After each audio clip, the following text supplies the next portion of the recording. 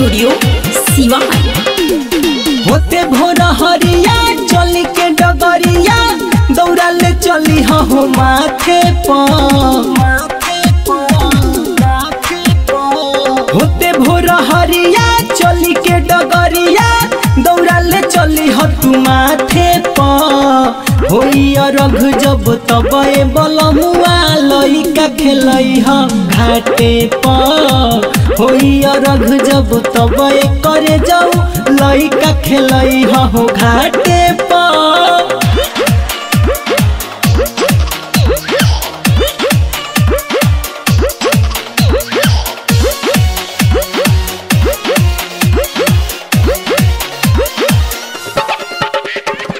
Music by DJ चंदन सलहा।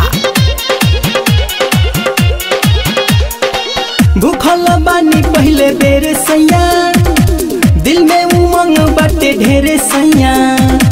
जाके सामान कुल्ही जल्दी लिया दी नहीं तो हो जाई देर सैया। हाँ हाँ भूखल बानी पहले बेर सैया दिल में उमंग बावे ढेरे सैया। जाके सामान कुल्ही जल्दी लिया दी नहीं तो हो जाई देर सैया। एक ही गो बाटे जनी लगी हतु डांटे वो के लेके घुमई हतु माथे पर। होई रघ जब तबे बलमुआ लइका खेलई ह घाटे पर। होई रघ जब तबे करे जाऊ लइका खेलई ह घाटे पर।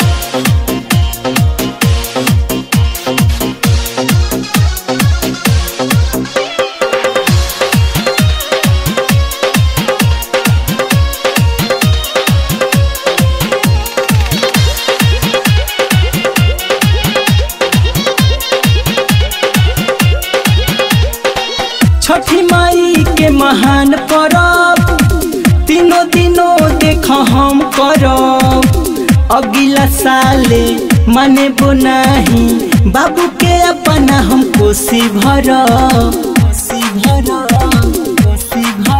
हाँ हाँ छठी माई के महान परब तीनों दिनों तो हम करब। अगला साले माने बोनाही बाबू के अपना हम कोसी भरब। पिया बलराज तू होई हो नाना राज काहे गुस्सा करे लो बाते बाते पर। होई रघ जब तबे बलमुआ लइका खेलई ह घाटे पर। होई रघ जब तबे करे जाऊ लइका खेलई ह घाटे पर।